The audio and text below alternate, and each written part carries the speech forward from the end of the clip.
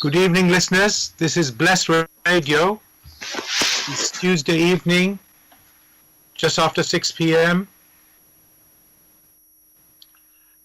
And this is the spiritual discussion program on Bless Radio.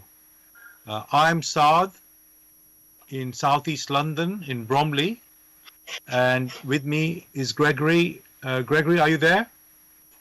Yes, I am here in Brussels. And this evening time, it's been beautiful. Okay, I can say it was very sunny and warm, let's say about half an hour ago, but now it's a bit cloudy. I think it's still warm. So London is also doing good. So welcome to the show. So dear listeners, this is the spiritual discussion program. The aim of the show is to introduce you to the spiritual knowledge in the light of truth, the Grail Message by Abrushin. And we have a new topic every week. The topic for tonight is shame.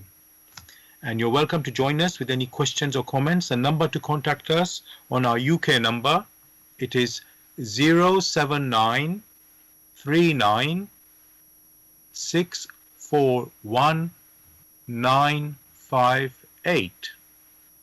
You can call, text or use WhatsApp. And if you're outside of UK, it is 0044 79 39 641 958. Again, you can call, text or use WhatsApp. I'm going to begin with what is the Grail Message? The Grail Message in the Light of Truth by Abrushin is a spiritual knowledge of life. It offers an explanation of the world, a picture of creation on the basis of natural laws. Its lectures contain valuable basic elements as a help in life, for through the knowledge mediated, the reader is again brought closer to life and led back to God. The Grail Message deals with important fundamental questions of life by explaining in a clear and logical way the automatic working of the laws of nature, the whole weaving of creation, allowing every process to be recognized and thereby the purpose of our whole life. It is directed at the individual and speaks to the innate experiences of the human being, their strengths and weaknesses. Thus, every reader has the opportunity to discover through the intuitive perception if what is stated is the truth. Combining with matter-of-fact reasoning, a complete world picture arises, where there is no separation between the visible world and the great world beyond the five senses, nor any separation between scientific and religious striving for knowledge. I'd like to give you a couple of quotes from the author of the Grail Message, Abrushin. The hearer and reader of my lectures should always work within himself, keenly probing and building bridges from one lecture to the other, as well as out into the great and small world happenings. Only then will he be able to understand the Grail Message and find that it gradually shapes itself into one complete whole, without leaving any gaps. Again and again, in all the happenings, the reader will come back to the basic features. He can explain everything without having to change even one single sentence. The word of the Grail Message lives so that it permits only those people who really carry the honest desire in their souls to find abundantly. All else is automatically rejected by it. For the arrogant and those who seek superficially, the message will remain the book with 7 seals. And I'd like to give you one more quote from the author. I wish to fill the gaps which have so far always remained unanswered in the souls of men, and which never leave any serious thinker in peace if he earnestly seeks for the truth. Dear listeners, I just want to remind you again, the topic for tonight is shame. And we'd love you to join us with any question or comments. The number to contact us on our UK number, it is 079 39 641 958. You can call, text or use WhatsApp. And if you're outside of UK, it is 0044 79 39 641 958. Again, you can call, text or use WhatsApp. Gregory, as usual, I like to look at the title of the show, the topic, and check in the dictionary what it means. And as the topic is shame, and I've got quite a few, let's say, two sources of definitions I can say. So I'm going to read them out. One, this definition, it's of the definition of shame.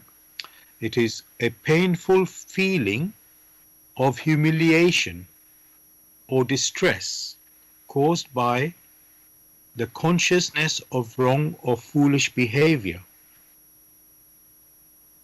Or another one is a regrettable or unfortunate situation or action. I'm going to stop on those two, Gregory, because otherwise we get a little bit lose the track.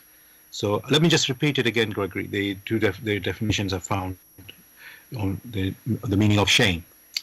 A painful feeling of humiliation or distress caused by the consciousness of wrong or foolish behavior.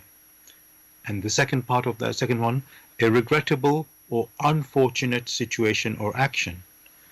Gregory, does that describe the word shame well, or what do you say about that? Well, these definitions or these descriptions are like a scenario being painted in which you have that expression shame. However, those scenarios are not sufficient, although they are near to it, to capture the impression which shame expresses. Okay. Would you like to add or subtract to what I have given, or shall we talk, as we go along, go in the discussion, shall we discover it a bit later?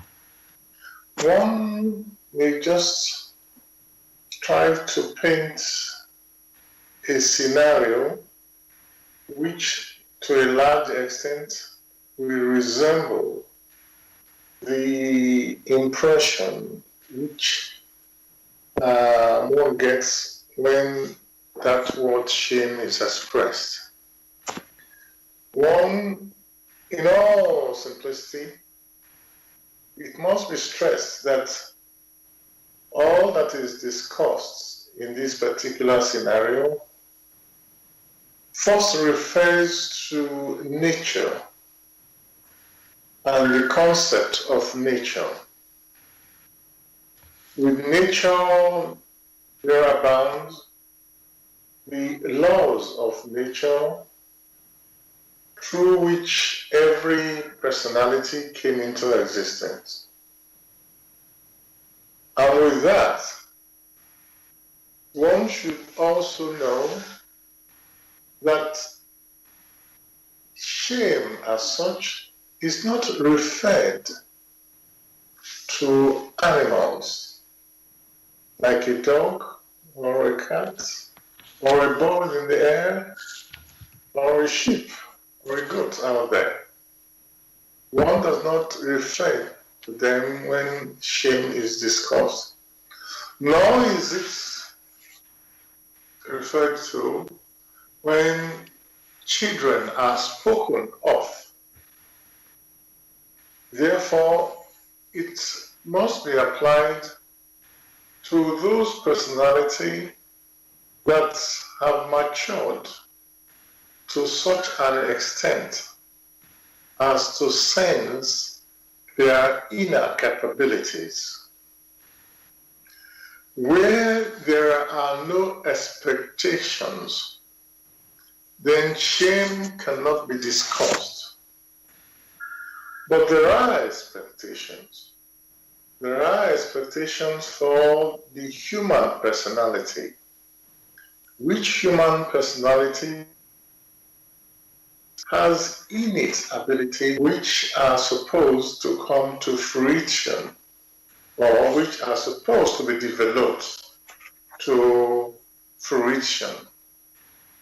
In that case, whenever there is an unworthy activity, or wherever there is a regrettable activity, then it means that some expectations were not met, and immediately shame springs in. So that expression, shame, the import of it is that there had been expectation, be it moral expectations, be it the development of the virtues which that particular personality is supposed to attend to, or very many other things. But there are very high expectations.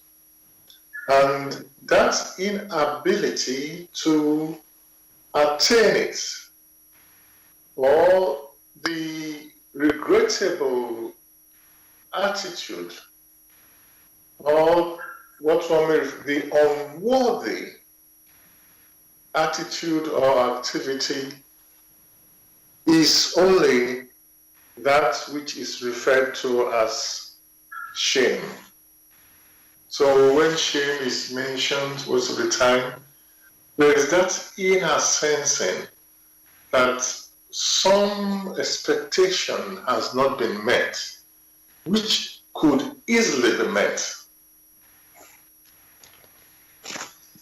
Thank you for your answer there, or an expansion of the meaning of shame. It's quite a lot you've said there.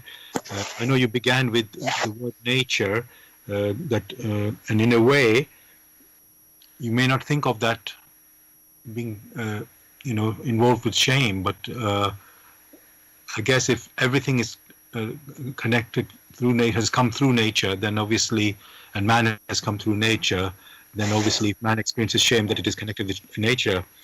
So I think we will explore that a bit more later on. I want to, and they said so many things there. The other thing what you said was about expectation. And in fact, before we go to that, I noticed you mentioned that, let's say, shame is not really experienced by animals, but by human beings. And that is also very interesting, what you've said there. But again, I don't want to dwell on it just now, on that at the moment. The one what I was more interested right this moment was about the expectations.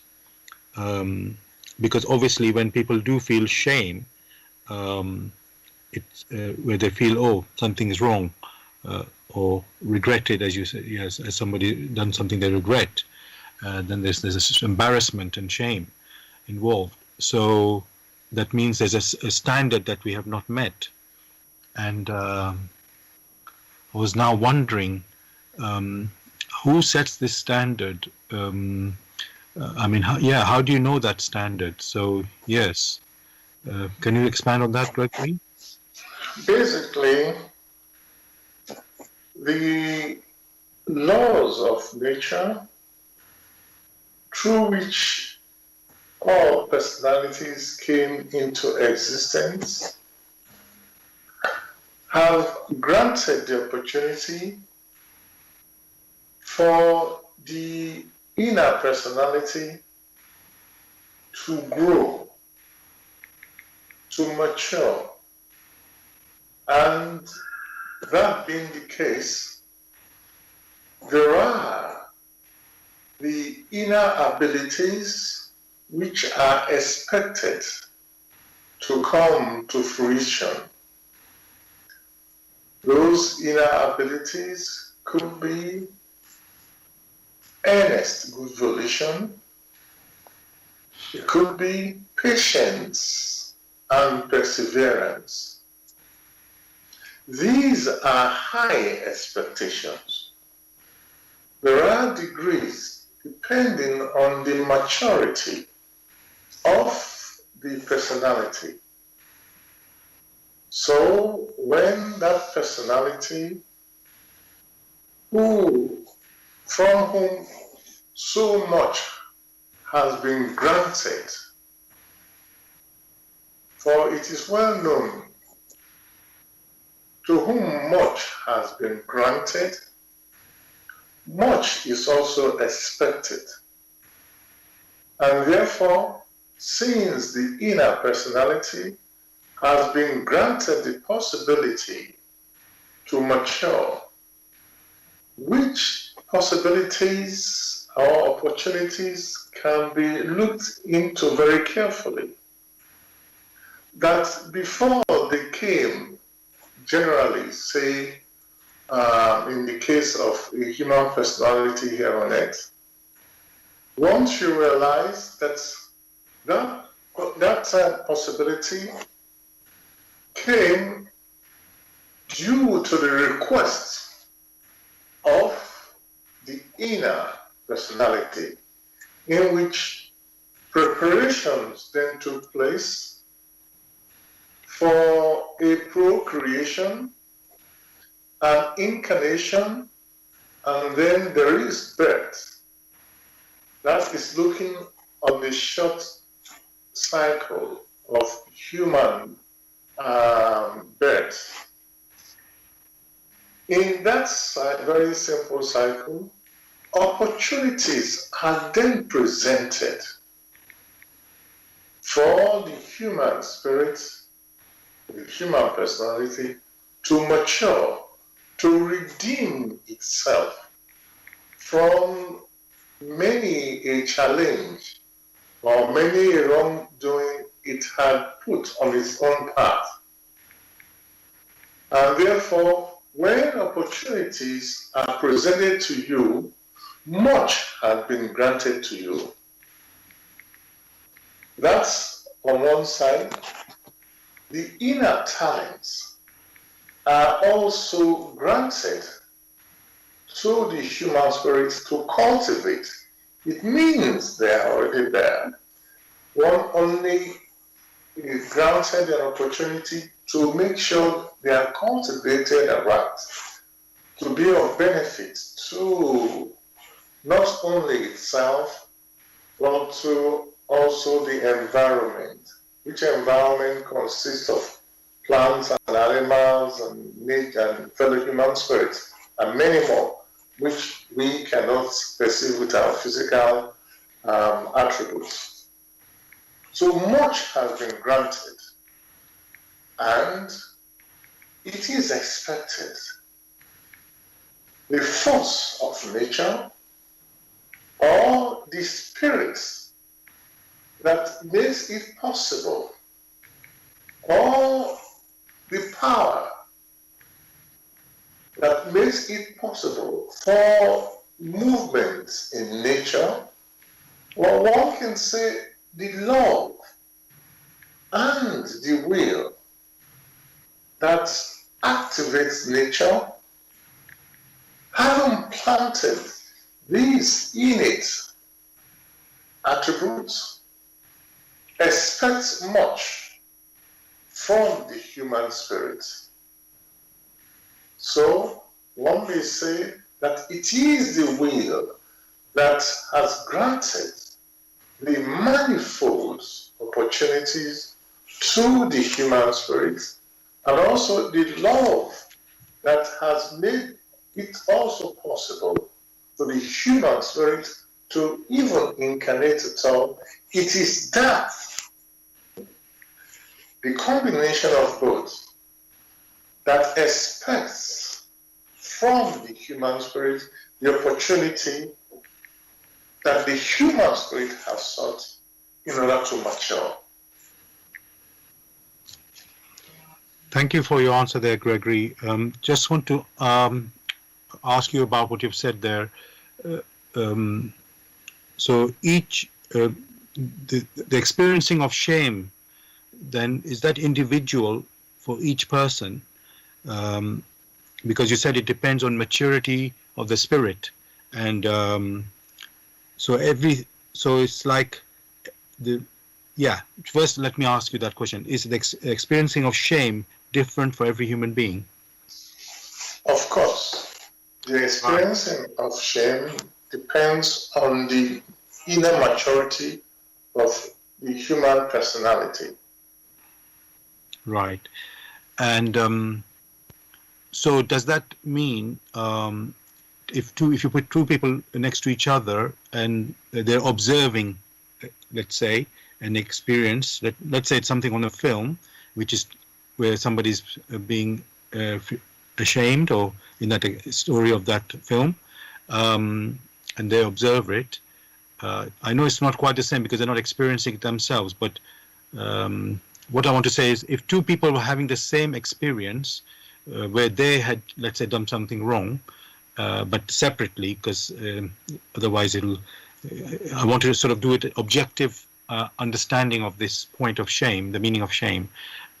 So if two people are having the same incident, let's say, separately, where they have done wrong,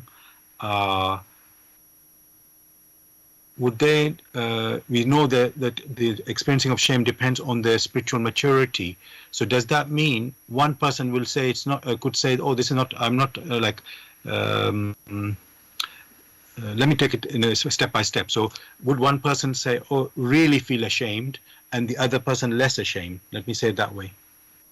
Well, you have described it precisely. The inner maturity that comes out, that is expressed, that is what describes the feeling or the sensing of shame. If one is not as mature as the other, or if one had cultivated its attitude, has cultivated an attitude in which it is dense, is unable to sense those fine vibrations.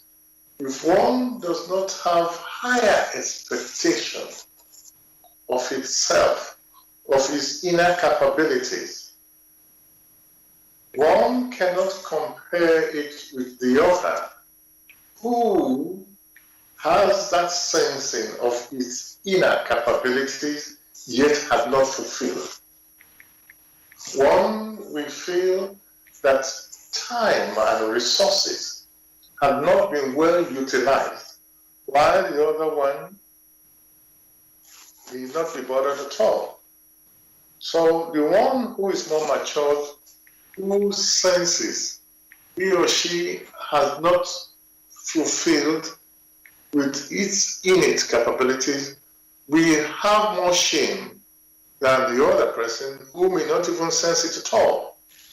So it's a sensing of it. One has a sensing of it, the other has not. Thank you for expanding that, the explanation, because it really paints the picture that the same experience or same, I'm going to use the word experience in quotes because it's hard to say the same experience, but two people going through a same experience, let's say incident, maybe, because the word experiencing, we don't experience that, no two people experience the same way, as you've said already. But if it's the same incident but separately, there's definitely how they see it or perceive it it will be according to their maturity. And I think, as you pointed out, the one who's more mature will feel it more deeply than the one who's not so mature. So yes, thank you for bringing that out. Now,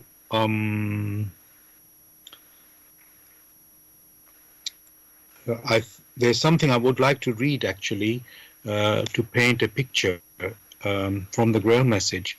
It, I think it's quite, let's say, it puts it into a like example.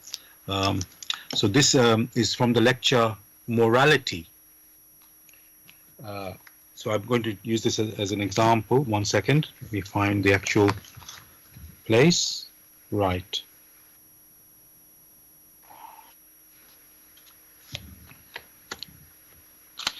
Okay, I'm just looking for it. Apologies for a bit of delay there.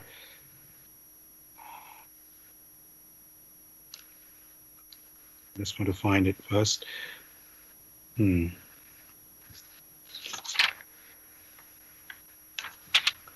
Just give me a second. Gregory, I'm going to ask you another question before I find that point. So apologies for that. So you already talked about how people experience differently. So how do we, Gregory, this shame, is it something we learn as a child from our parents telling, oh, this is wrong, this is right? Or is something we develop ourselves?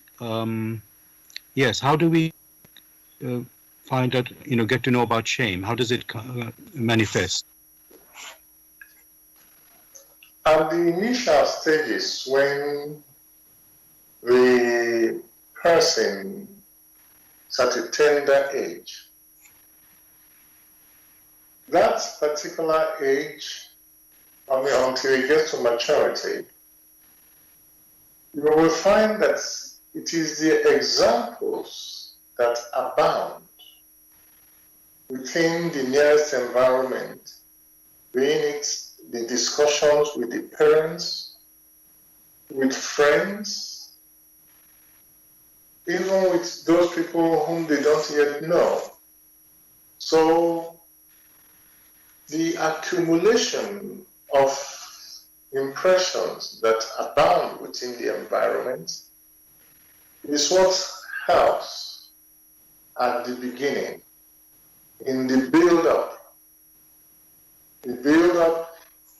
of the necessary concepts, and particularly these concepts of the sense of shame or shamefulness, in the sense that when the child is growing up, all it wants to do is to play. But as it matures gradually, it examines what is able to find within the environment, because at that age, before maturity sets in, it's like that of animals. All they just play. But they learn things gradually.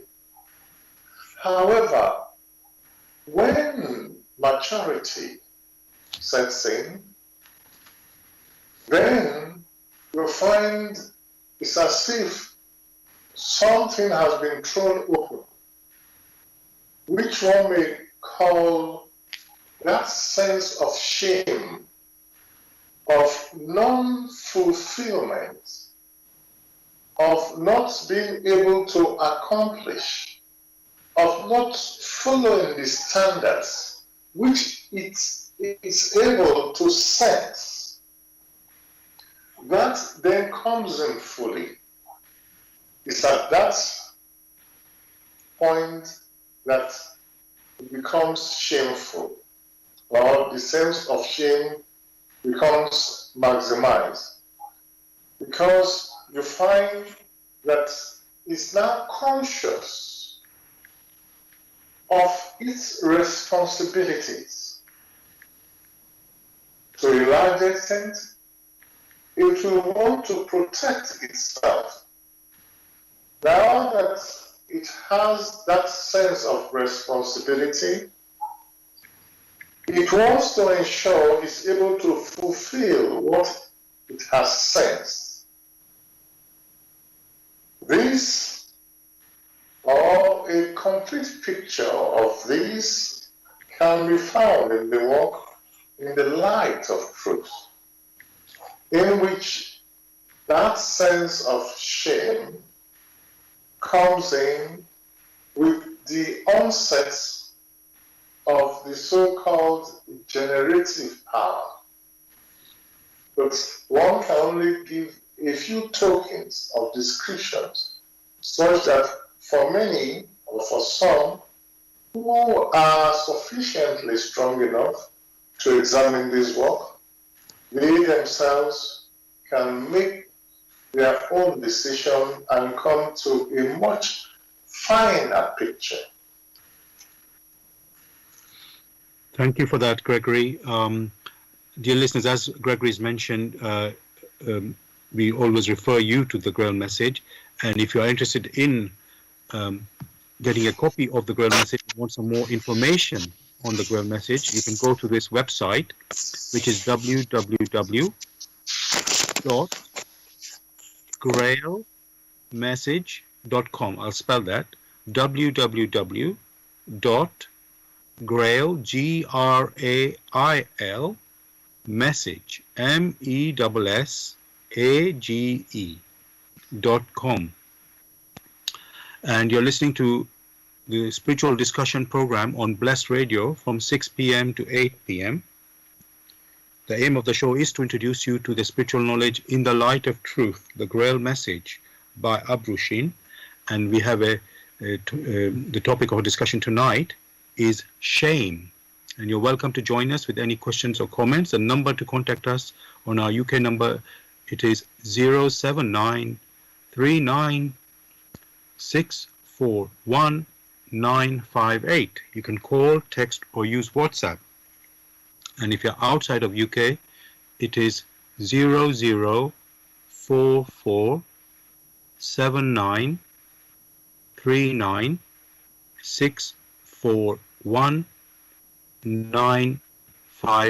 Again, you can call, text, or use WhatsApp.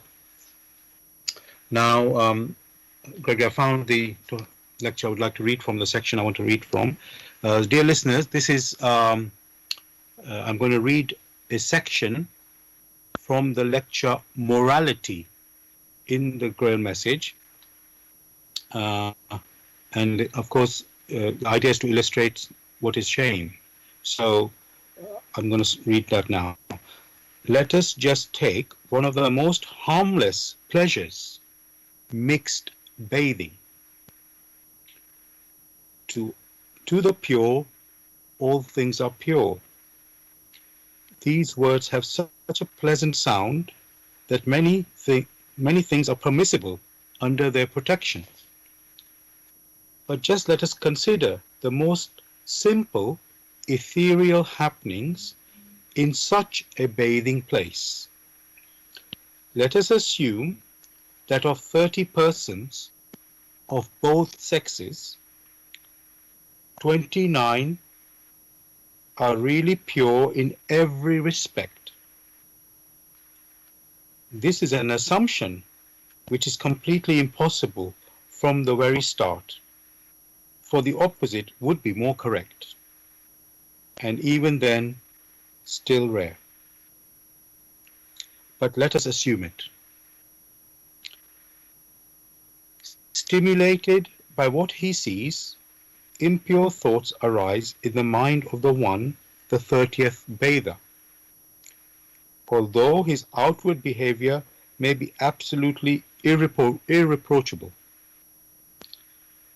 these thoughts are immediately embodied ethereally in living thought forms, which move towards and attach themselves to the object of his glances.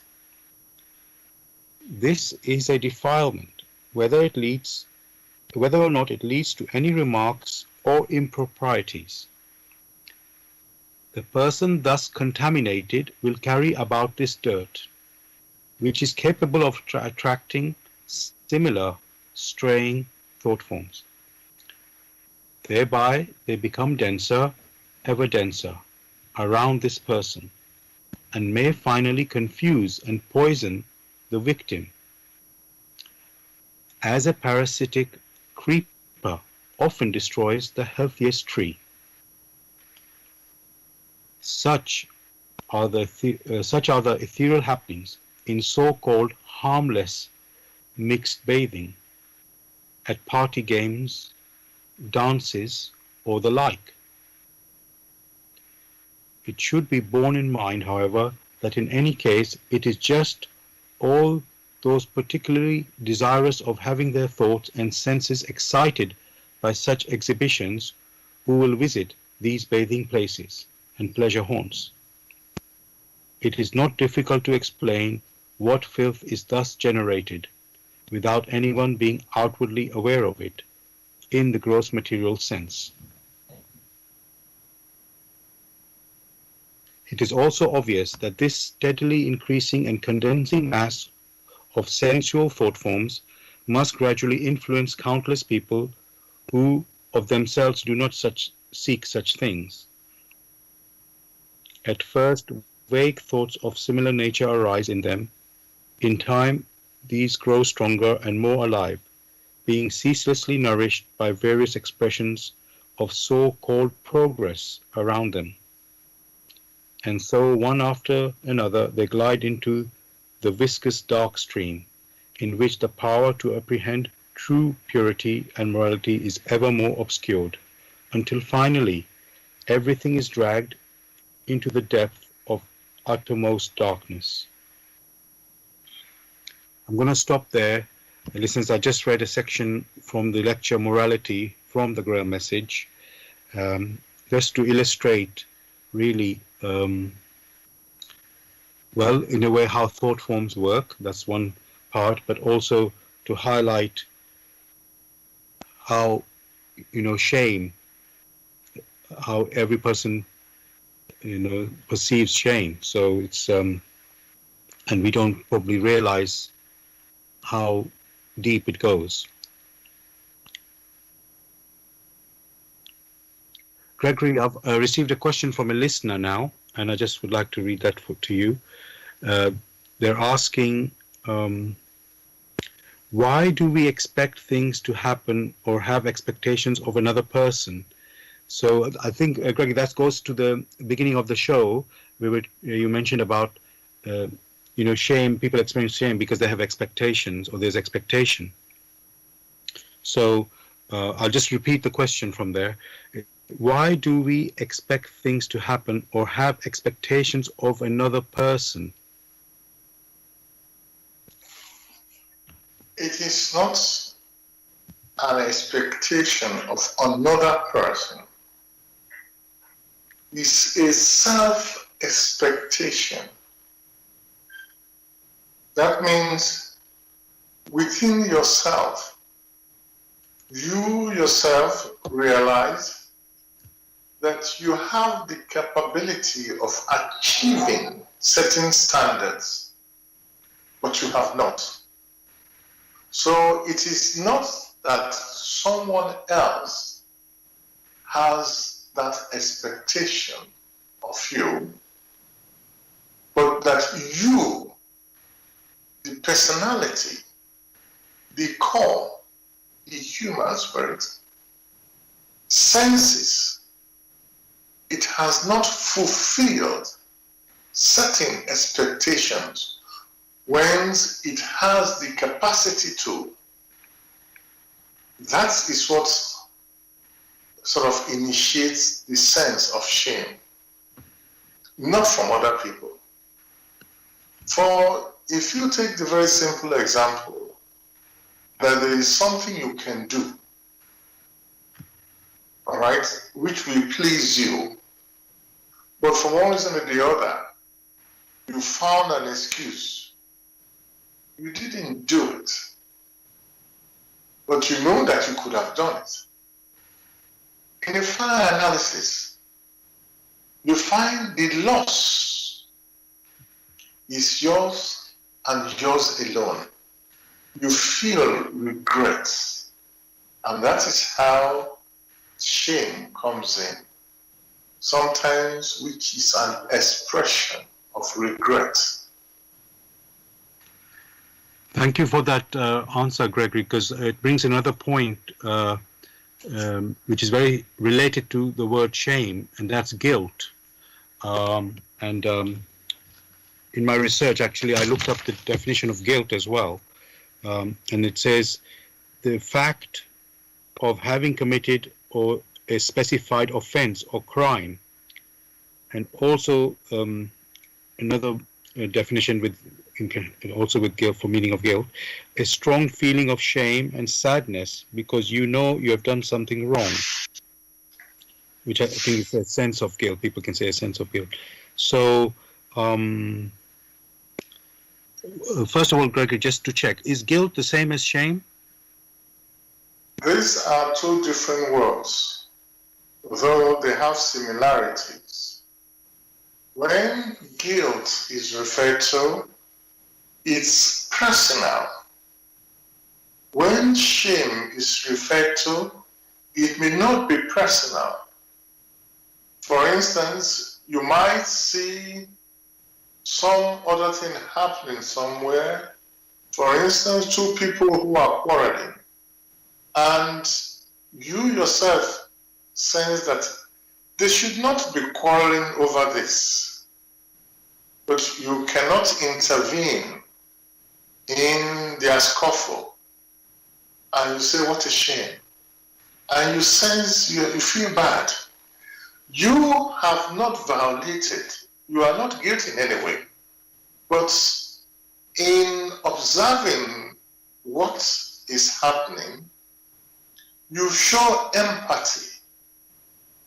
That is sometimes how the sense of shame approaches. Greg, I just want to clarify what you just said, because I got a bit confused myself. So if I can just ask you to, if I say what I think you mean, and then you can correct me if I'm wrong. So there's two words there, shame and guilt. Yes. If I go with the word shame, the shame is somebody else has done, in quote, something wrong. If somebody else has done something wrong, you can feel shame about it. Is that right? Not because Yes. you've done it. Yes. So you can feel shame about it. Now, Yes. and then the word guilty or guilt. It is personal. Because, it's personal. Yeah, go on. Yeah, it is personal because you yourself must have violated something, or you didn't meet some expectation. So right, it is guilt means you have to redeem something. So it's personal. Whereas the sense of shame is as if all guilt can be referred to, can elucidate or can trigger shame. But not all events that happen, because you yourself are not personally involved, yet you can feel shame. If, for instance, you can look at people who are insulting themselves out there, throwing all sorts of things, exposing themselves, and you say, what a shame. It doesn't mean that you yourself, you are guilty of anything, but having observed it, you are able to comment, oh, what a shame. How could you be doing this? You yourself, in sympathizing with, because you have some high expectations. No, we should not be doing this. Whereas if it is some, say, animal involved with that, like two goats fighting, you won't say what a shame. Because you don't have any high expectation of such. Thank you for your answer, Gregory. I'm just going to ask the listener who sent in the question about expectations, if they're happy or they need or have not been the question hasn't been answered to them. Please, if they sort of come back to us again. because I may have you can use the word expectation, that I may have put the question in a way which is not the actual way the person asking the question wanted it to be said. So if you think the question hasn't been answered, please do get back to us and let us know again the question, what you'd like to ask again. So yeah, thank you for that. Okay. Gregory, I want to put like a scenario here, which people sometimes you hear about in the news.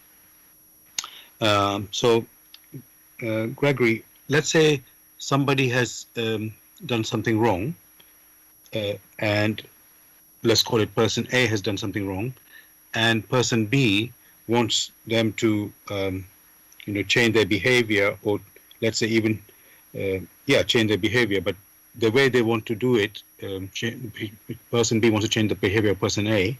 The way person B wants to go about it is like shaming them in public or in front of others, right? Which is probably declaring what the person has done. So they call it name shaming, and it can be quite humiliating.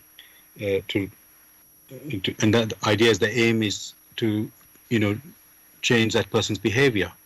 So, Gregory, is that, let's say, well, I don't want to use the word effective, but is it a way that is a good practice, a good way to change someone's behavior?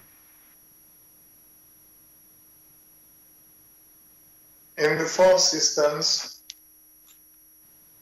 only what the person has taken in, has reflected on, or what one has really imbibed deep within himself, only that personality is able to make use of.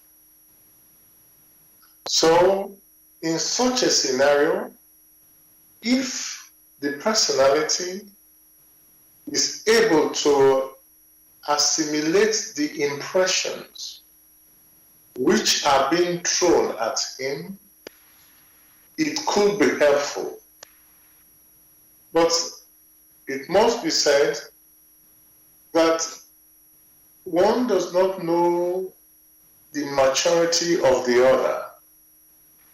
There are some who have tied themselves in such a way that no matter what you say or do, it does not touch them. So it will be a waste of time and a waste of resources.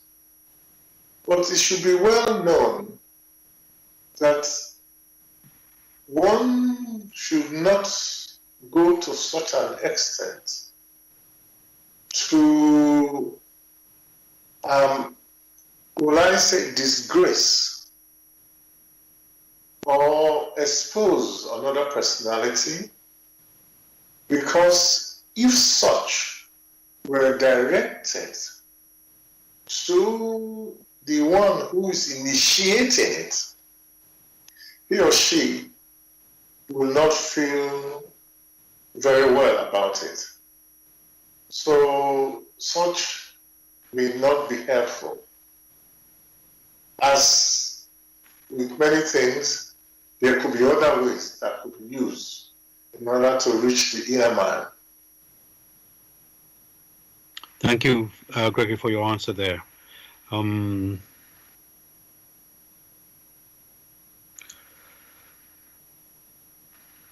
The other thing I want to ask again about shame. When somebody experiences shame, Gregory, is it always like genuine, or it could be something from the imagination? So yes, it is a shame, because shame is a feeling, and as you said, Gregory, everybody's different and they experience things differently, and according to their spiritual maturity and so on. So can it be that somebody is feeling shame? That, let's say it could be, let's say, imagination, maybe it's induced through something, or is it always a genuine feeling? person know how to simulate or pretend. However, these pretense cannot replace that which is genuine. That which is genuine comes from the inner personality, whereas the other, which is only a simulation, comes from, say, one's intellect, frontal brain. So there are two different things. Although seen externally, they may appear the same. Like one has stressed, or in this discussion we've stressed in the past, we have an expression. It is the impression, it is the intuitive impression that really counts, not by intuitive impression, the motive that lies behind it. That is what carries the power, which power becomes valuable and beneficial to the inner personality. So you may find there are many scenarios in one, or many persons pretend to show shamefulness. But in actual fact, that is not. And that is all the more reason why a person must ensure that through experiencing, they are able to cultivate their intuitive perception to make sure it's always open, so they are able to discern that which is useful and beneficial and valuable from that which is artificial, which has no inner strength. Thank you for that, Gregory. You know, there is another thing called conscience. You can say, oh, I have a guilty conscience. You've done something wrong and you feel guilty. And you've mentioned the intuition there. So is the intuition and conscience, are they one and the same thing? Conscience also springs from one's intuition. A part of it which sort of hits the personality and says, oh, this is how you should have done it, in which regrets are felt. And therefore you'll find that to a large extent, yes, but the living intuition has more, whereas conscience is only a part of it. Okay. All right. I'm thinking, could you say a little bit more about conscience, because it's a part of the intuition. Okay,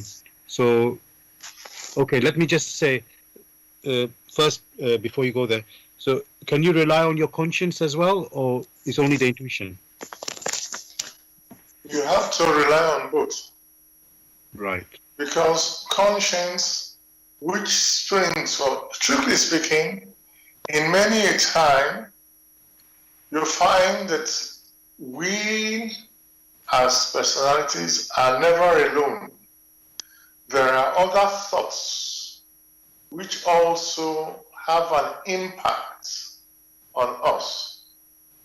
Other thoughts from other personalities, those personalities which are here, are still on earth, and those who are not yet on earth or on the other side. And many send out good thoughts to support many a person who is experiencing here on earth. So when conscience is mentioned, it is the accumulation of some of these good thoughts, or sometimes bad thoughts, which impact on the personality. So in one's intuition, sometimes you have one's conscience coming in. That means we have what one refers to an accumulation of thoughts, of intuitive thoughts from others, which has contributed to what is now impacting or striking this particular personality. Again, much of this, to have a more precise picture, the need to examine the work in the light of truth is advised. Thank you for that, Gregory. Yes, listeners, you can get more information about the Grail Message, or if you want to get a copy of the Grail Message for yourself, so you can examine yourself, you can go to this website, which is www.grailmessage.com. I'll spell that. www.grail, Grail, message, MESSAGE.com. You're listening to the Spiritual Discussion Program on Bless Radio from 6 p.m. to 8 p.m. And the topic we're discussing tonight is shame. You're really welcome to join us with any question or comments. The number to contact us, our UK number, it is 07939641958. You can call, text, or use WhatsApp. And if you're outside of UK, it is 00447939641958. You can call, text, or use WhatsApp. Gregory, I've received another question from a listener. Let me just find it. 1 second. Oh, I think it's actually more of a comment, but I'll read it out. Most people on earth regard thoughts as having no effect, so they play with these thoughts sexually or otherwise. One must therefore realize with horror the spiritual condition of humanity and the earth plane. Now that's the question here. Have we therefore fallen into terrible darkness, and what must come of this humanity? So I'll read that again. Most people on earth regard thoughts as having no effect, so they play with these thoughts sexually or otherwise.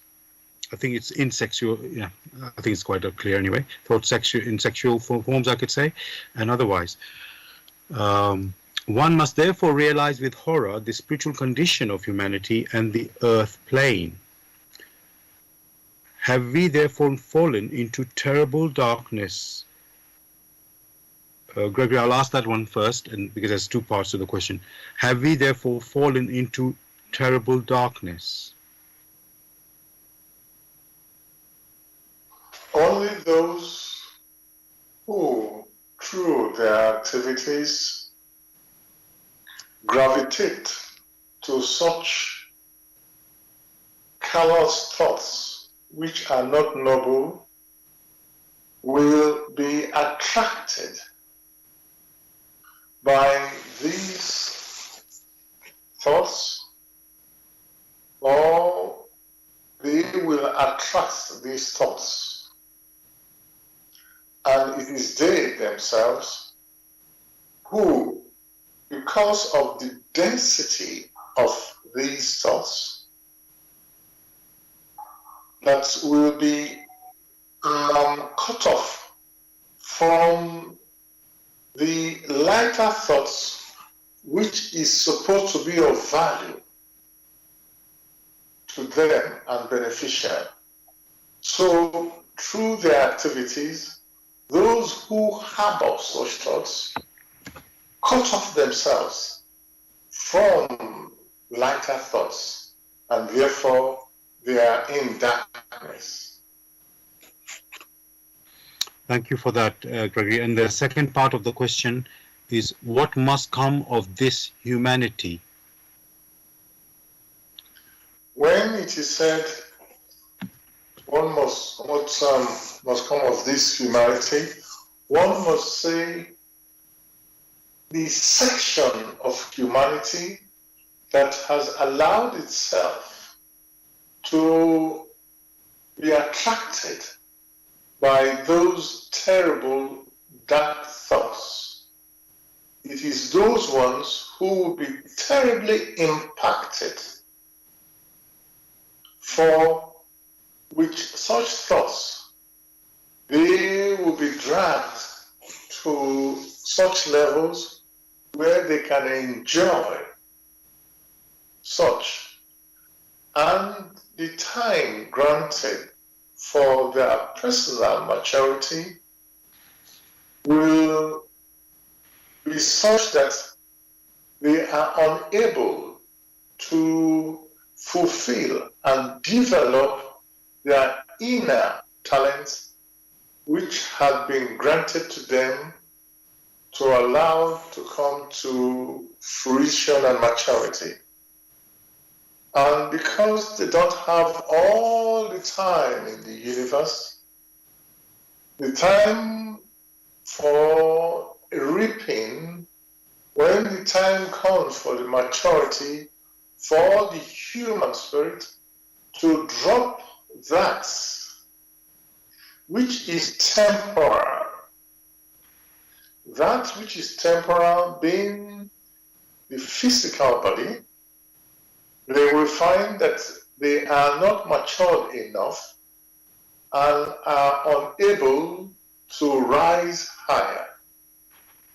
And that will be the beginning of continuous suffering until they themselves may have to lose the bits of maturity that they had acquired.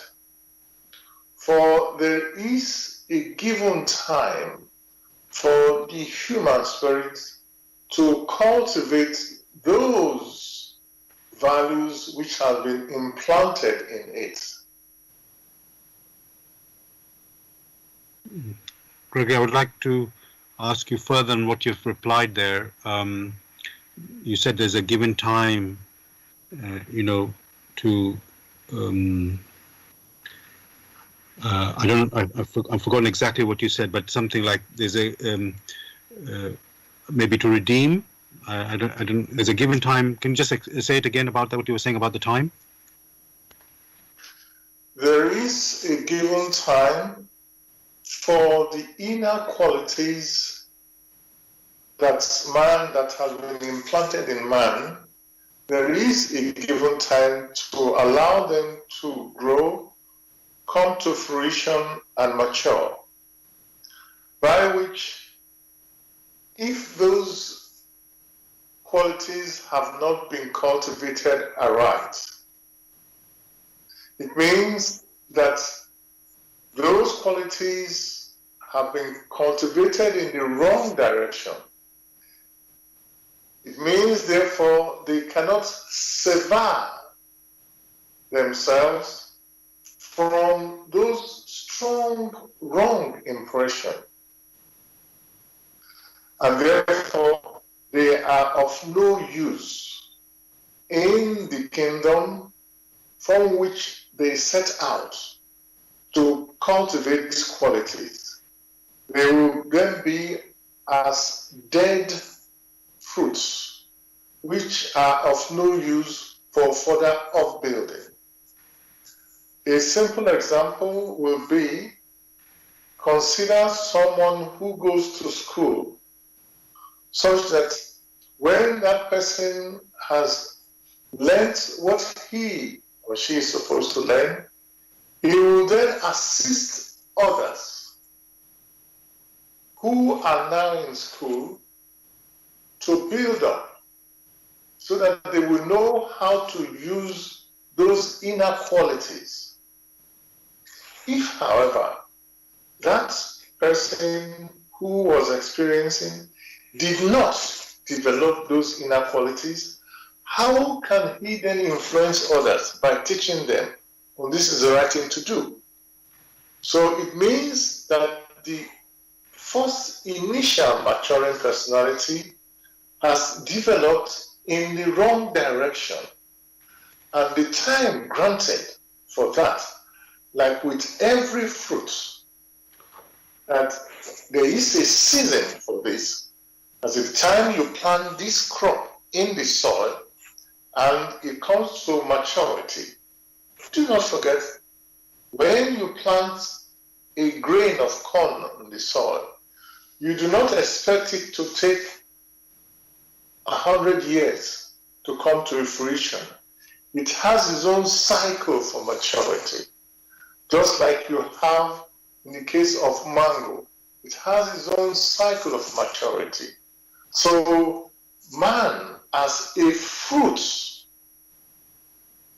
of creation, a spiritual fruit of creation, is also granted its time for it to grow and come to maturity. So if it does not fulfill through its activity to permit those innate qualities to come to fruition, that opportunity will be lost to it and will be struck out as a useless fruit, and will have to revert back to its original, the original kernel, which has not yet fulfilled, because those talents have not grown in the direction they are supposed to grow. Thank you so much for that explanation, Gregory. I've got another question related, you could say, to what you've just said, or in fact to the question that the listener asked. This is, the media portrays the unashamed, vain man or woman as ideal, but records show all founders of world religions as humble. Why this difference today? So I'll repeat that.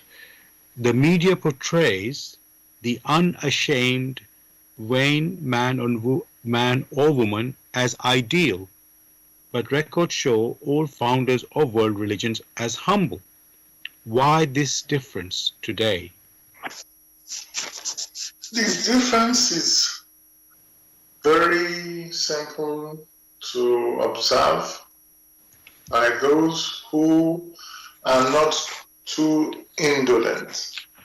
For to be able to discern, it means the person who is discerning must examine, not only examine intellectually, but must also examine spiritually.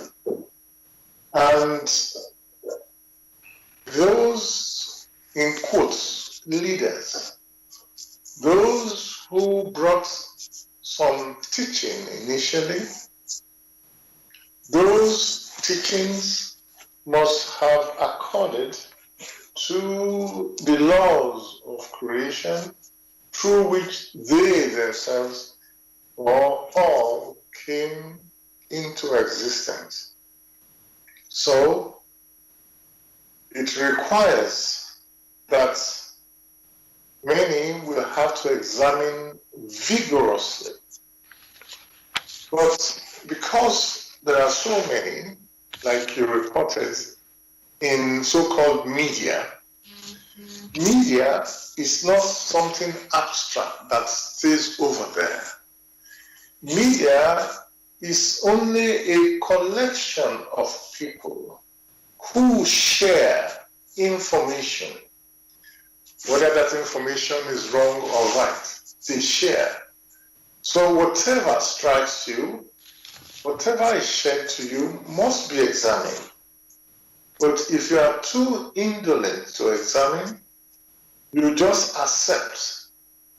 And once you accept something blindly because you didn't examine it, then before long, you will not realize there are so many holes in it and the possibility of a fall. For you have embraced something which is inconsistent with the laws of nature through which you yourself came into existence. A simple example will be that for some teachings, some people will prefer that instead of going out to exert themselves, to build up, they may sit in the corner of the streets and perform acrobatics by raising up their hand and remain there for as long as possible, for days if not weeks or months, and expect people to admire them because they have not examined the teachings that were brought in and have accepted these teachings without further examination in comparing them to the laws of nature through which they themselves came into existence. Some others refuse to pass nutrients to their physical body, considering that they have power over their physical body and they do not need to eat for months. But before long, experiences will come to their aid, and hopefully they will have to desist from such wrong teachings. Thank you for your answer there, Gregory. You said at the beginning that, the shame, let's say, it comes through nature, just like we came through nature. And so I want to ask, in a way, what is the purpose of shame? It's like, let's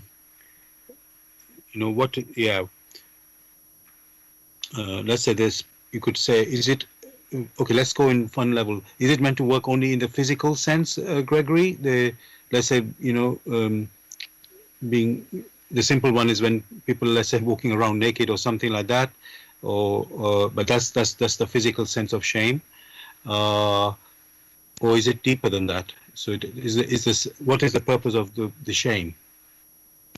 Shame, or the sense of shame, sometimes is exhibited here on earth through physical activities, or sometimes non-physical activities. One should not forget that before the final manifestation of this physical activity, there must have already occurred some form of activity in the non-physical. So the physical is only the final manifestation. For many a person, whatever has been granted to you as a personality is meant to be of assistance. It meant to help you to mature. So it is right to take care of it, to care for it, and at the same time to understand that not everyone is on the same maturity or has the same maturity. For there are some who have not matured to that extent as to be able to resist. So, such as you mentioned, someone taking off their clothes and keep running about, and they don't have a sense of shame, those are the ones who have personally taken upon themselves to go along such a path. They want to expose themselves, at the same time claiming that other personalities must be so matured as not to be attracted by, in quotes, the beauty or ugliness of their physical forms. As with everything, whatever is granted one should take care of it and protect it, and not put it out there as a tool to become temptation. So such will become temptation for those who are not strong enough to resist. Thank you for your answer there, Gregory. So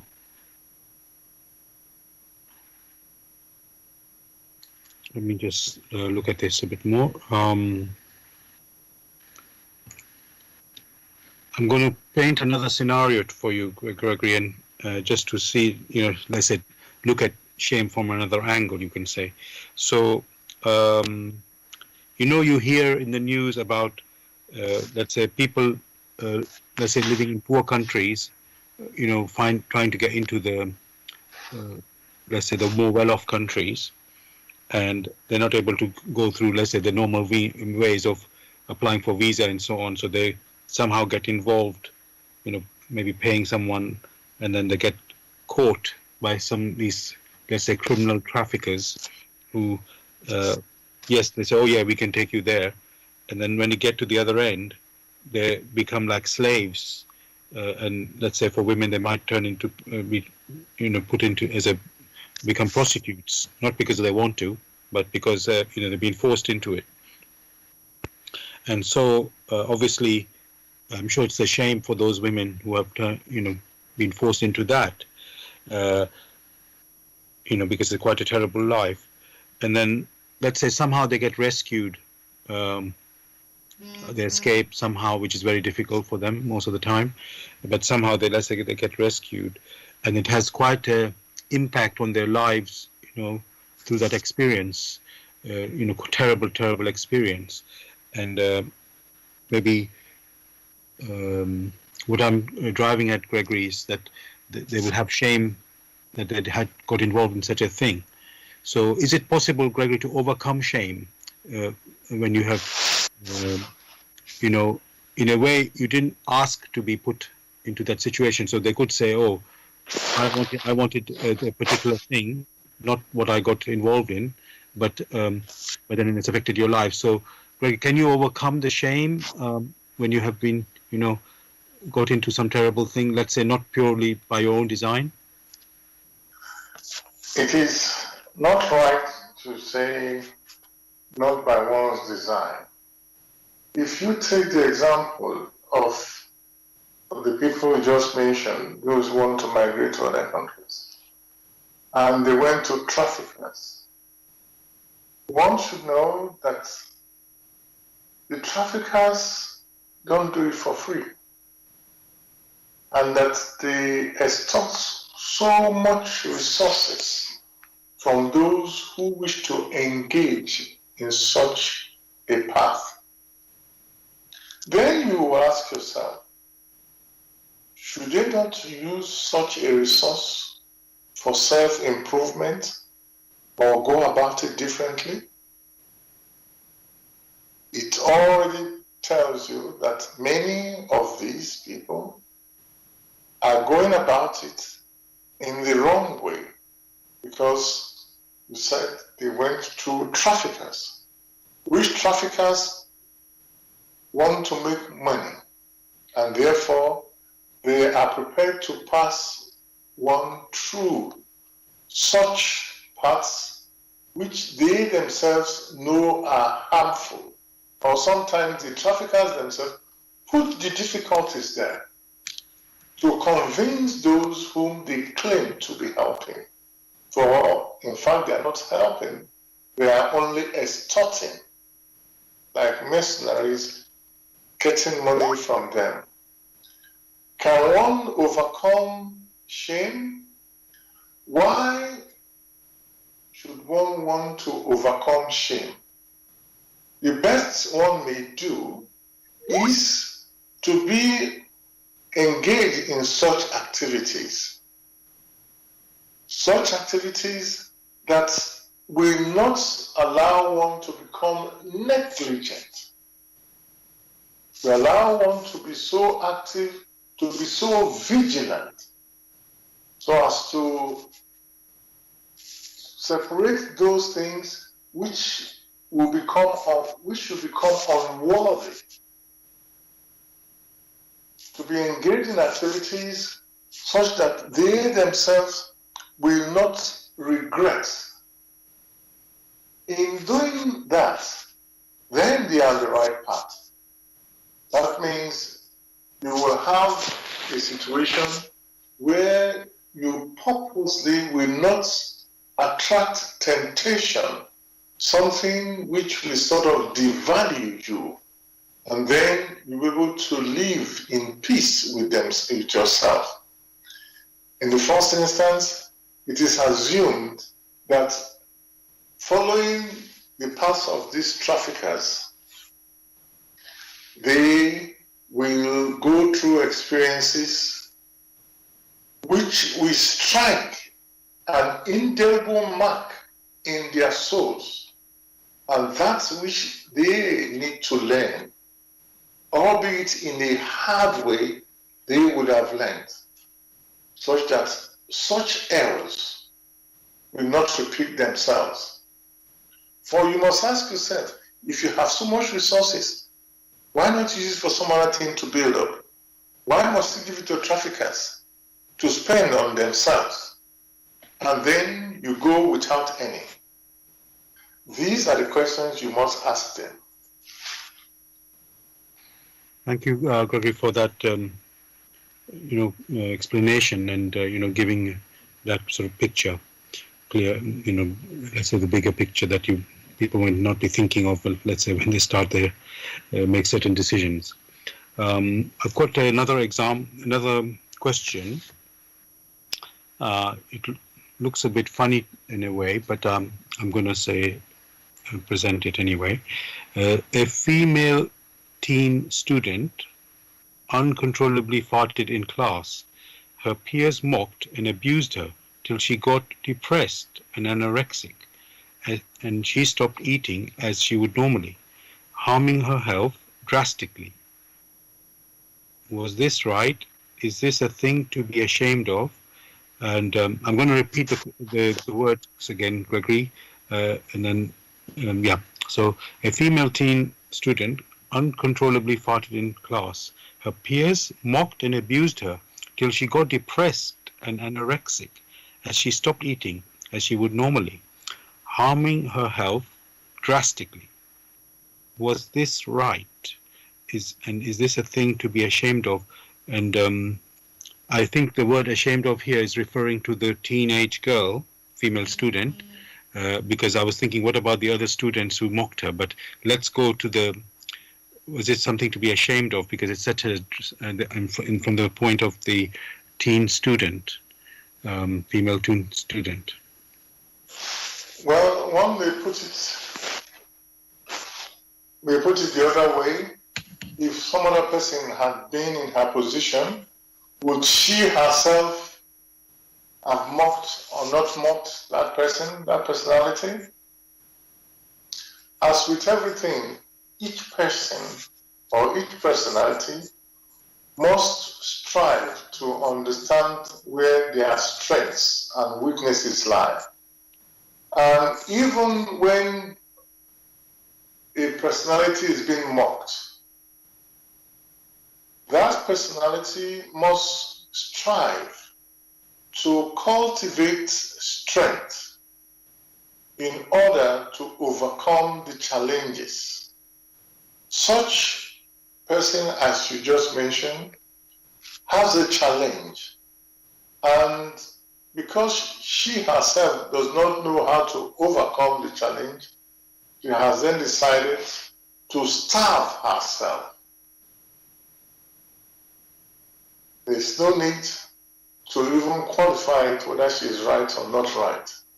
For the physical body, which is granted to her to mature, she has decided to starve it. What else is one to say? Because of some trivial matter. Such is that she must have overestimated herself, that she cannot make errors. Thank you for that, Gregory. Dear listeners, you're listening to Bless Radio. It's the Tuesday evening spiritual discussion program from 6 p.m. to 8 p.m. And the aim of the show is to introduce you to the spiritual knowledge in the light of truth, the Grail Message by Abrushi. And if you're interested in getting a copy of the Grail Message or want some more information, you can go to this website, which is www.grailmessage.com. That's www.grail, Grail, message, MESSAGE.com. And the topic we're discussing tonight is shame. You're welcome to join us with any questions or comments.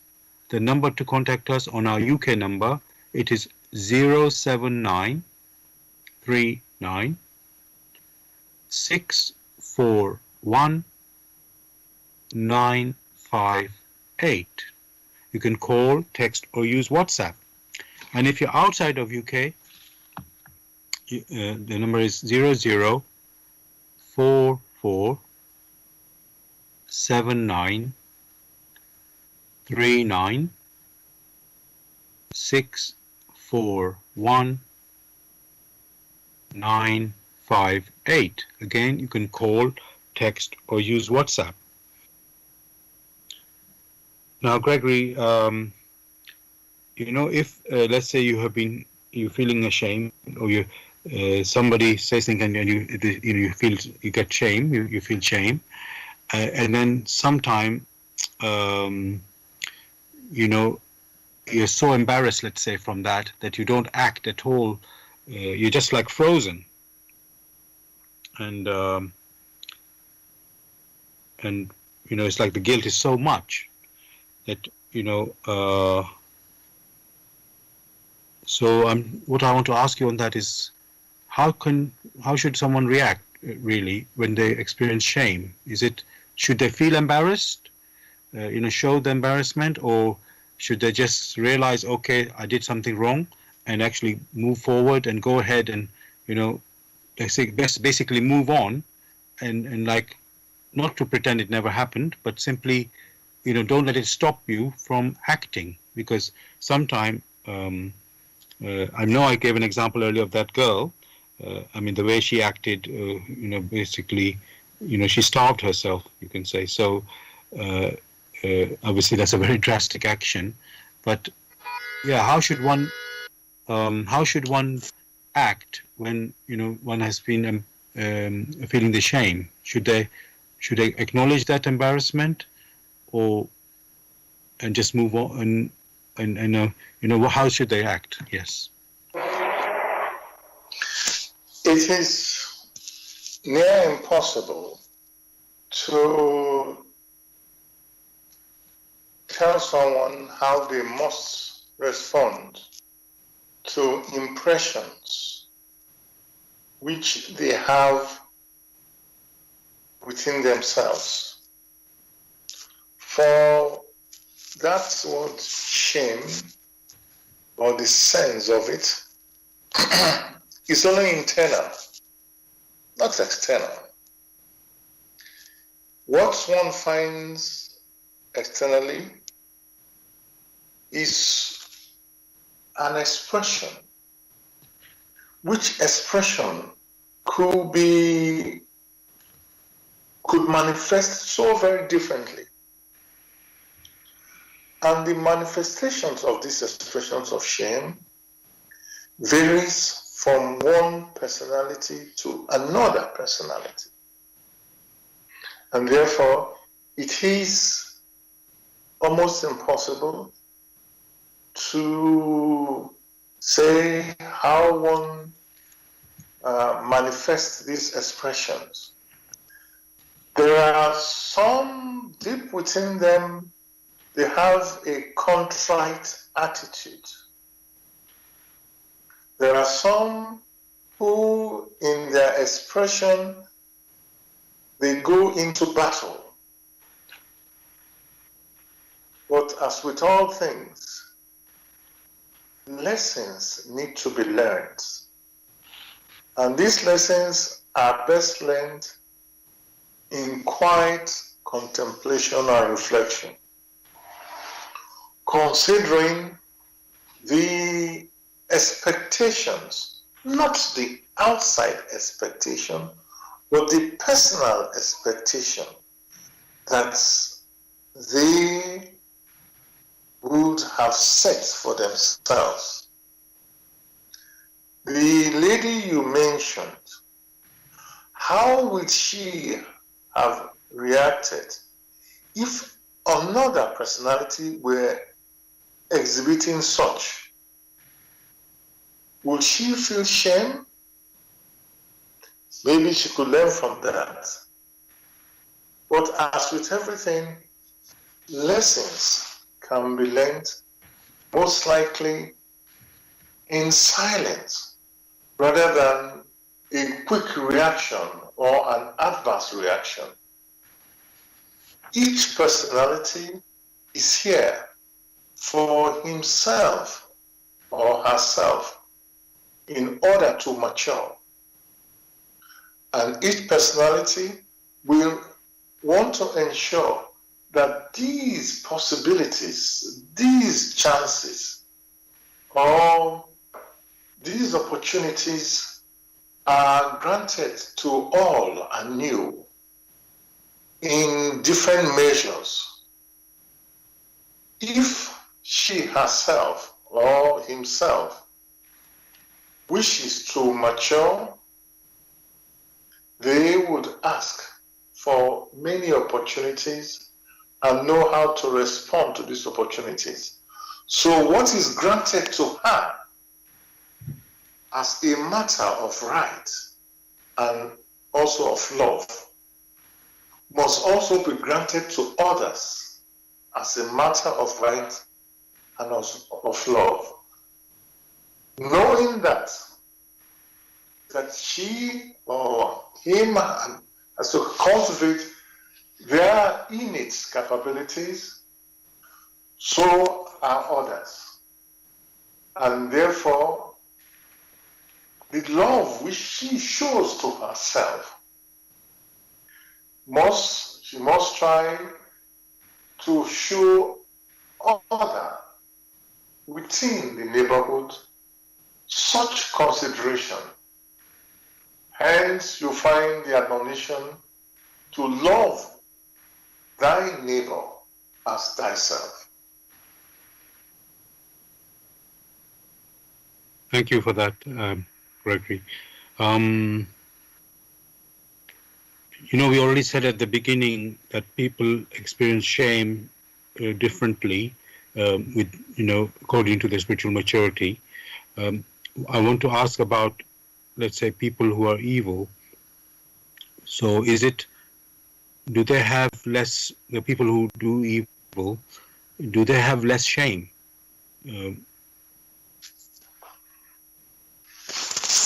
If they had shame, they would not be doing evil. If they had shame, they would have known that whatever a spirit or a personality has sown that they would reap in abundance, in that case, would they want to reap evil in abundance? If no, then they would not have gone that direction. So many a personality that you may be referring to that are involved in initiating or perpetrating evil, they themselves must be shameless. Thank you for that. I have not heard of this particular words, but I will say it. The saying, "Purity is a good man's shield." Purity is a good man's shield. Relates to shame, but how? So I'll repeat that. The saying, "Purity is a good man's shield," relates to shame, but how? Well, there are many sayings with purity. The word purity may be replaced by loyalty. With loyalty or purity, as is said, one again must consider the laws of nature, again reference to nature or the laws of creation, through which many came, or through which all came into existence.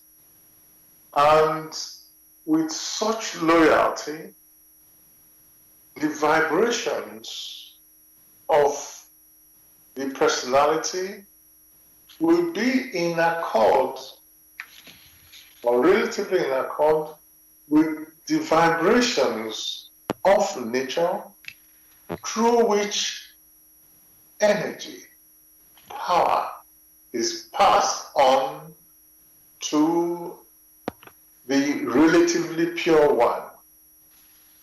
So with such,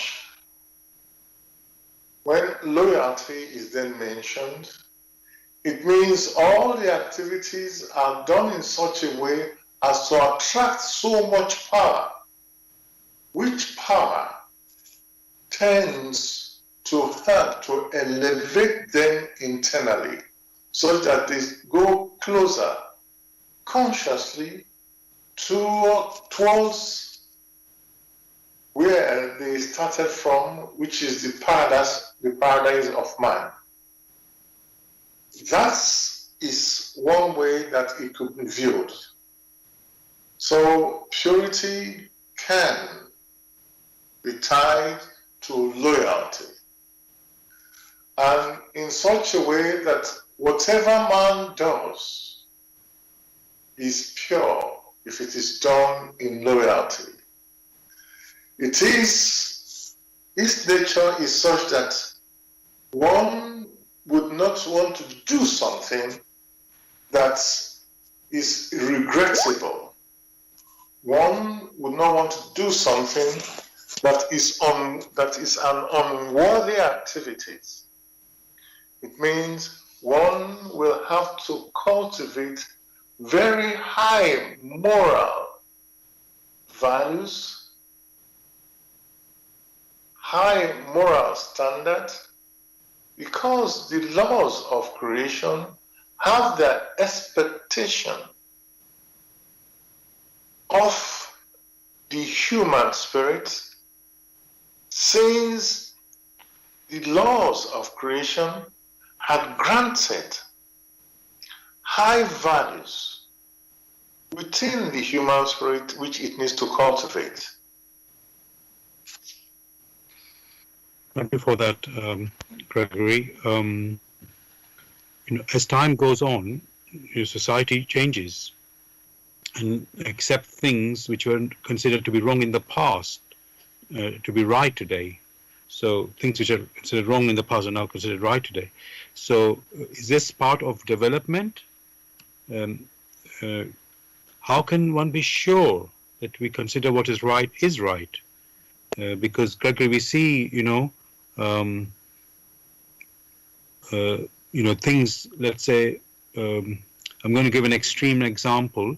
Let's say in the medieval days, they were burning witches. You know, the church was saying, no, they're doing evil. And now, no, I know we don't really see much talk about witches today, but, you wouldn't burn them,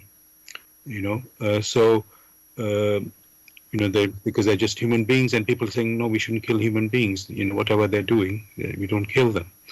And then, so my question again, Gregory, is as time goes on, society changes and accepts things which are considered to be wrong in the past to be right today. Obviously, the example again is they changed something that was wrong, what is you would say was wrong. And so, is that part of development? And yeah, so let's say that, and what I'm inferring from that is, how do we know what is right? Because not in the past there was something was what was right was okay before. It's not right anymore today.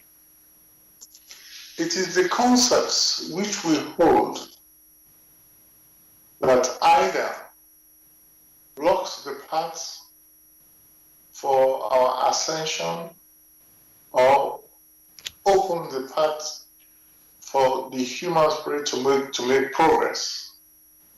So, if through our activities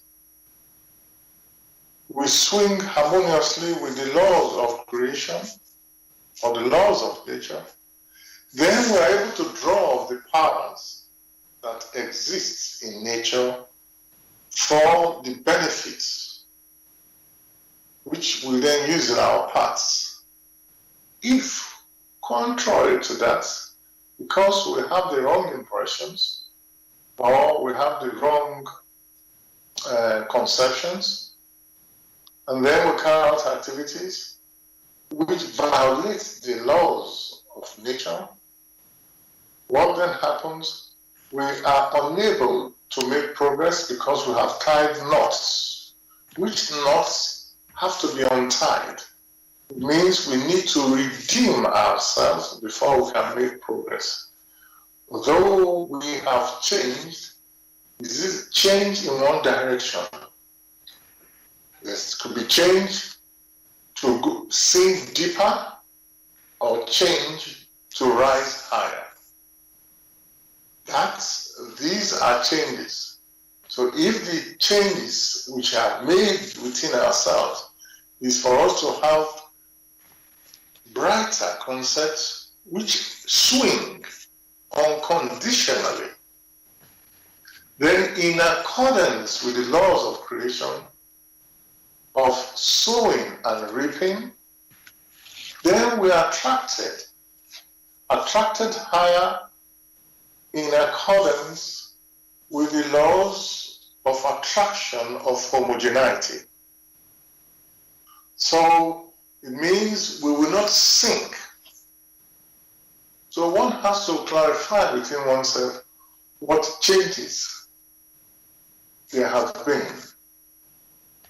If you now say there are changes, when in the past people were burnt at stake or people were nailed to the cross, and now people are not nailed to the cross, but are nailed morally or nailed in different ways, the laws of nature or the laws of creation have the same effect. A knot will be tied, which has to be redeemed. Thank you, Gregory. I want to read again from the Grail Message about shame, the topic we're discussing tonight. This time I'm going to read from another lecture, which is called a section from another lecture. It's called The Significance of Man's Generative Power. The significance of man's generative power. One need only think of the feeling of physical shame. It awakens along with generative power and is given as a protection. Here too, as everywhere in creation, there is a triad, and in the process of descending, one can observe that things become ever coarser. The feeling of shame, which develops as the first consequence of generative power, is intended to form an impediment to sexual instinct, so that man should not descend from his height and yield to sexual indulgence in an animal-like manner. Woe to the people who disregard this. Gregory, I'm just going to stop there because just because I'm recognizing there's the word generative power, which people may not, understand or have become be aware of, and just to let people know that. So, generative power, listeners, is basically. I'll give this example just to illustrate a little bit. So. When we are going through puberty, becoming from a child to a man, adult rather, obviously male and female go through different ways of it. But let's say that I can say is a, I said I can call it generating into a new human being, if I can say that way. It's probably not quite as clear as I'd like it to be, but that is an example, you could say, when the generative power is expressing itself. Let me say like that. And if I don't know, Gregor, would you like to say something more about generative power, just to illustrate it a bit more? One would only advise many a listener to examine the work itself, and in the preparation through the different lectures, they will then come to have a much finer concept of what is referred to as the generative power. For there is always the need to build up and not take it from the highest. Else, all that is necessary for building on the right concept is lost. Therefore, with due respect, one will advise many first to examine the previous lectures such that they will come to a finer appreciation. It's like you go to primary school and yet you want to do what those people are doing in their secondary school. You need to rearrange the concept bit by bit and build a firm structure such that when a word, which is an expression of the language, is used, you will have a much better concept. The expression generative power calls for a whole discussion of itself.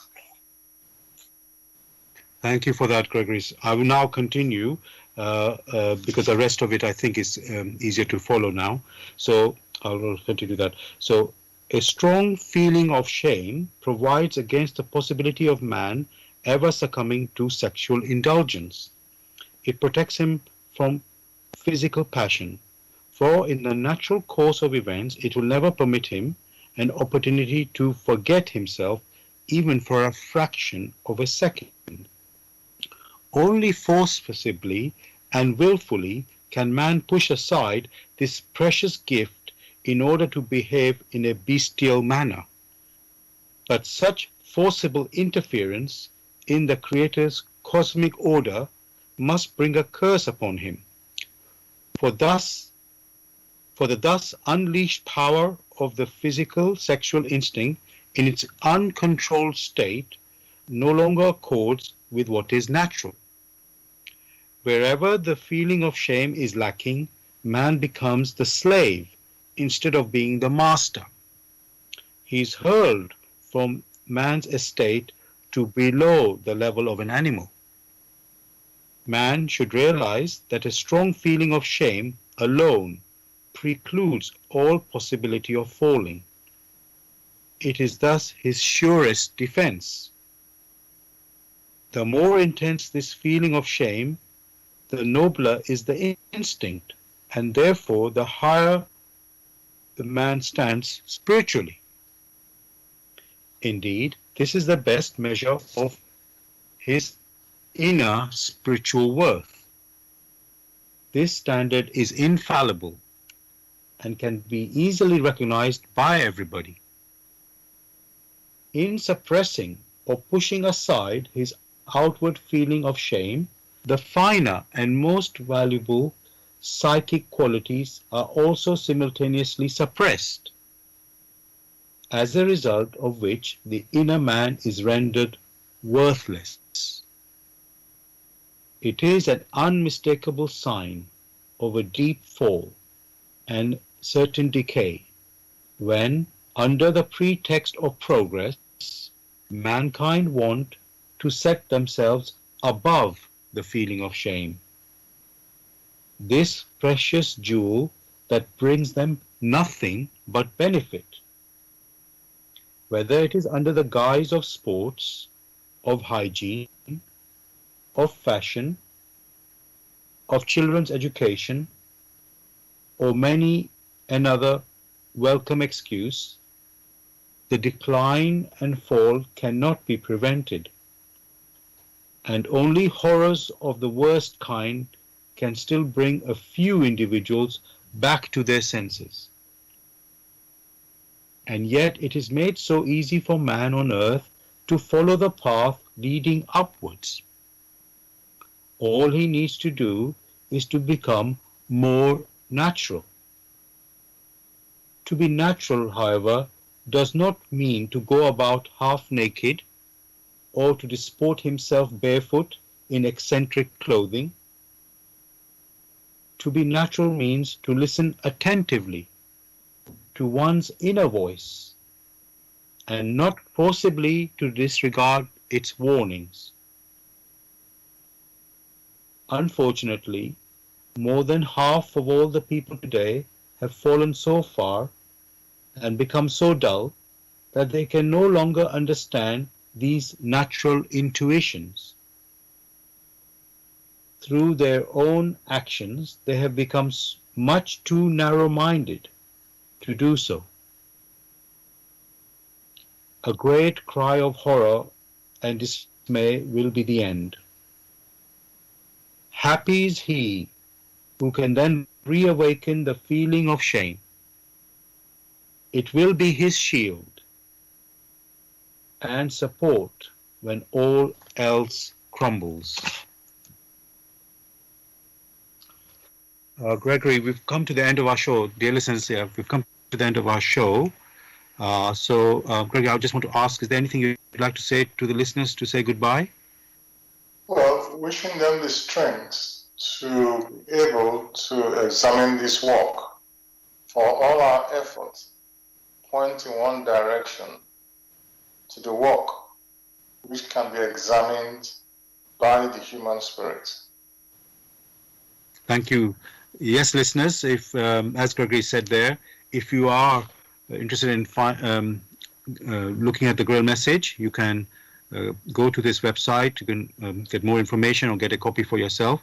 The website is called www.grailmessage.com. I'll spell that, www.grail, Grail,